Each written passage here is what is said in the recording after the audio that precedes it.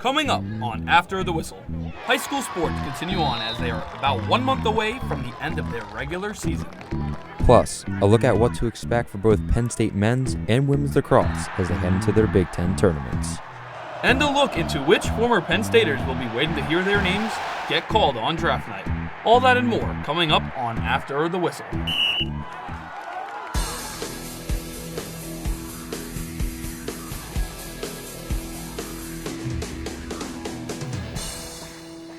Welcome to After the Whistle. I'm Mike Bulger. Today we'll bring you lacrosse, softball, and baseball from around District 6. And I'm Matt Cabram. Penn State softball and baseball continue their spring season while Penn State men's and women's lacrosse head towards the Big Ten tournament. But first, let's go over to high school lacrosse. The Central York Panthers traveled over 2 hours to face the State College Little Lions in a battle between District 3 and 6. The 10-1 Panthers look to take the big win over the undefeated Little Lions. First goal of the game was by Ty Salazar to put State College up 1-0. 9 minutes left into the second quarter, AJ Basile would score to tie the game up at 3. Look at him go top shelf for that one. Oh yeah, Mike. Jumping to the fourth quarter, Kiran Gupta would send it to the goal to make it 11-8 Little Lions. Casual bounce shot right there. The last goal of the game would come from State College's Tennyson Banks for them to take the win. The Little Lions stay undefeated with a 12-9 win over the Panthers. Both teams played on Tuesday as State College had their first loss of the season and moved to 10-1 while Central York won and moves to 11-2. Heading over to the baseball now, Mifflin County Huskies travel to State College on Monday. Beautiful day for some baseball in Happy Valley, starting lineups being announced prior to this one. Jumping to the top of the second, Mifco already up 5-0 when Ty Blank punches this one right past the second baseman. This would score 2 runs to cap off a 7-run inning. To the top of the fourth now, Huskies up 8-2. This pitch gets by the catcher and he cannot find it, which allows Jaden Smith to score, making it 9-2 Mifflin County. Flipping to the bottom of the fourth, State College down 9-2. Jensen Chestnut tomahawks this one over the head of the left fielder for a double, but State College would leave him on base and would be unable to bring him in. Now to the bottom of the fifth, Little Lions looking to rally down 9-3. Logan Shannon smashes this pitch down left field line and it would go through the fence for a ground rule double, which then he would score, making it 9-4. The Little Lions would score 2 more, but Mifflin County would drive in 2 of their own to take this one by a final score of 11-6. With this win, the Huskies improved to 4-4 on the season, and State College drops to 5-5. Both teams are currently in action with State College facing Chambersburg and Mifflin County battling Altoona. Bellefonte has had a 6-1 record over Hollidaysburg since 2016. We look back to this Monday to see if the Golden Tigers were able to prevail on home turf. The Red Raiders visit Hollidaysburg for an exciting match with 5 runs each in the first inning alone. Jumping into the second, Braden Cormanack is going to ground one past the shortstop into center field, letting Trevor Johnson run home to gain 6-5 lead for Bellefonte. Great hit. Now to the bottom of the second, Hollidaysburg answers back with Ethan Carnegenius getting on second, stealing third, and getting home with a grounder from Jake Hallman. Carson Kessinger gets a run in, and the game is 8-6 Golden Tigers. Goodbye, ball. Bellefonte scores their way back in the lead with 3 runs in the top of the third and some close calls, but a 3-run bomb by Jake Hallman gets Hollidaysburg 3 runs to match. The score is now 11 for the Golden Tigers. Trevor Johnson gets some solid contact and buys himself enough time to get around to third. The crowd is here for it. Into the bottom of the 7th, 2 outs, and it's Ethan Carnegius swinging for the fences. But no! Red Raider Parker Caparella slides to make the catch, sending this one into extra innings. Whew. A high pass to first was all that remained in getting the Red Raiders another tally, growing the tirade against Hollidaysburg, ending the game 12-11 Bellefonte. Tonight, Hollidaysburg will test their might at Bishop Guilfoyle, and Bellefonte heads to Somerset this Friday.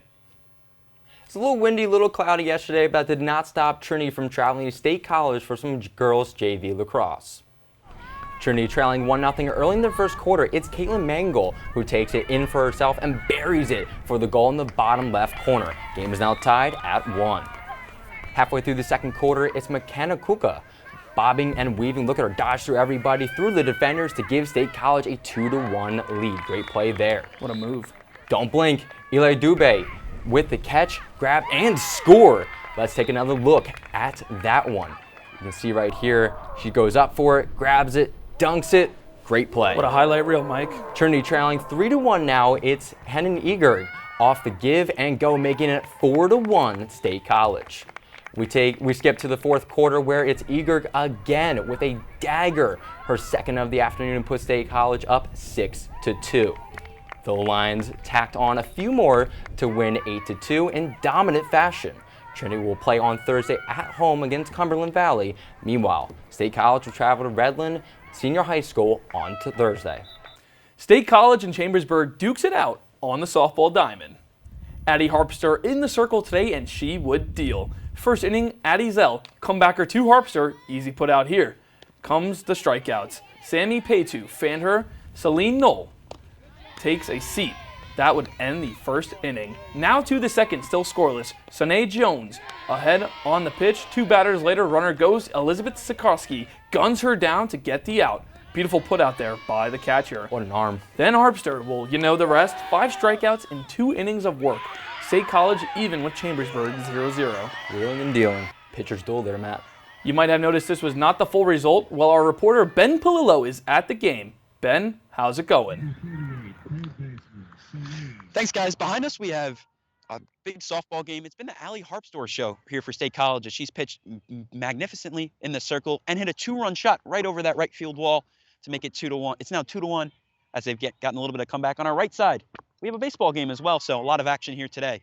We'll keep you tuned on the score. All right, thanks, Ben. A lot of action happening over there at Community Fields. But for now, former State College high school running back Deontay Sheffy committed to Syracuse on Saturday. The 5'10", 190 junior transferred to Harrisburg this offseason after rushing for 468 yards and 12 touchdowns with the Little Lions. The 4-star chose the Orange over Cincinnati, Virginia Tech, Pitt, and more. Sheffy is Syracuse's 3rd commit of the 2026 class. Sheffy's just been so electric to watch in these streets, Mike, but hopefully he has a good campaign next year over in Harrisburg. Absolutely. He's been electric to see, especially on After the Whistle when we were on the sidelines. You could see it all from him. That's not the only news around State High football. We have our first schedule drop for the 2024 season. The Little Lions open up their slate with a couple of home games against Gate, Getaway, and I-99 rivals Altoona.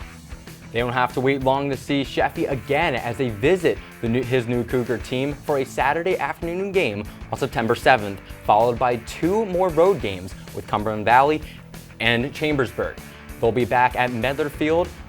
Oh, excuse me, Matt, that's on you. Oh, that's okay. They'll be back at Memorial Field for homecoming against Central Dauphin and then alumni night with Cedar Cliff. One last regular season game is next at CD East. Before that, they'll have 2 more against Carlisle and Bishop McDevitt to celebrate senior night. Well, hopefully should be a good schedule there, Mike. But coming up, we'll take a look at both men's and women's Penn State lacrosse Big Ten tournaments. For now, let's take a look around some baseball, softball, lacrosse, and other scores from around District 6.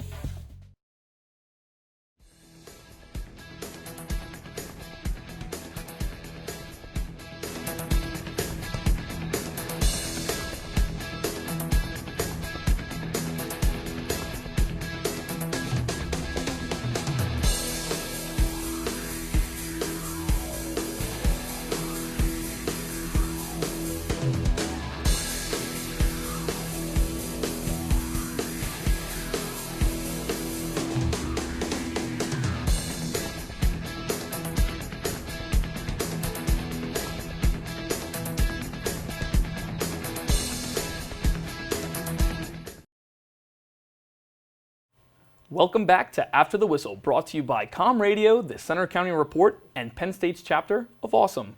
We will now take a look at Penn State softball against St. Francis.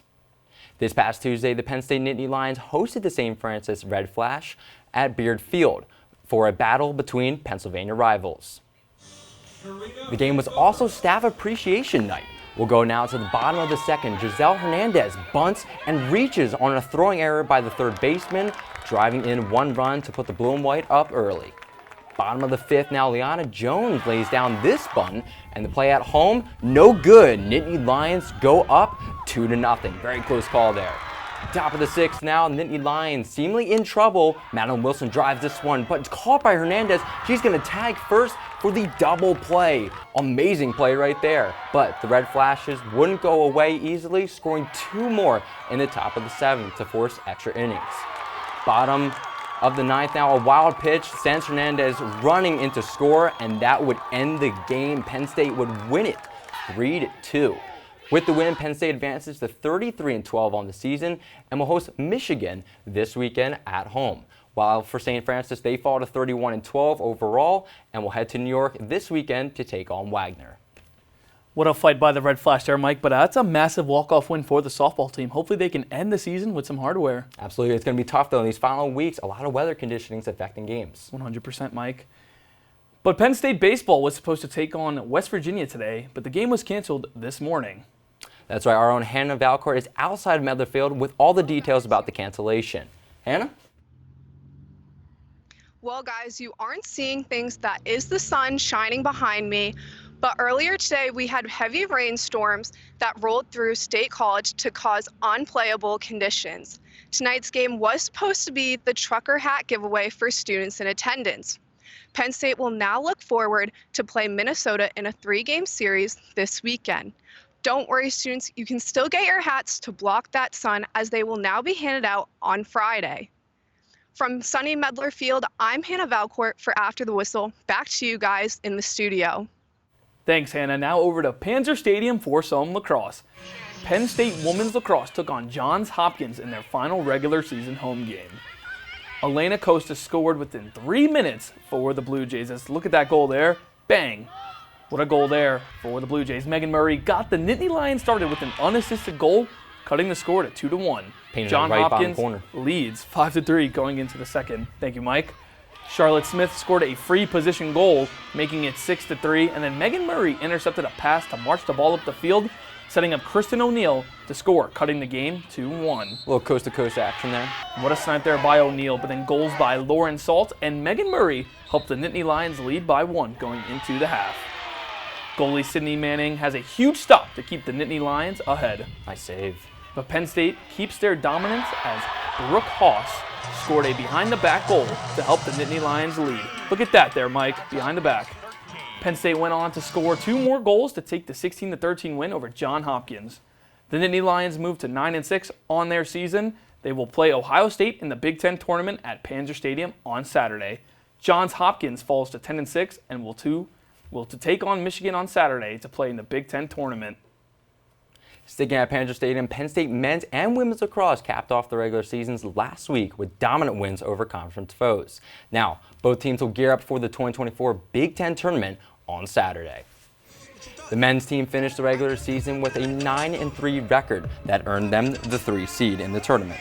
After defeating Rutgers on Friday, the Nittany Lions and Scarlet Knights will do it all again, this time in Panzer Stadium to keep their Big Ten championship hopes alive.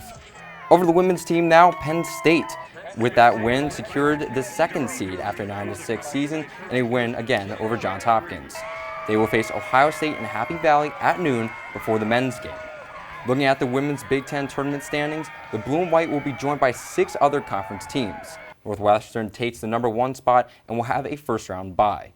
The men's lacrosse team will feature 6 total teams in the tournament, with Johns Hopkins and Maryland also getting the byes.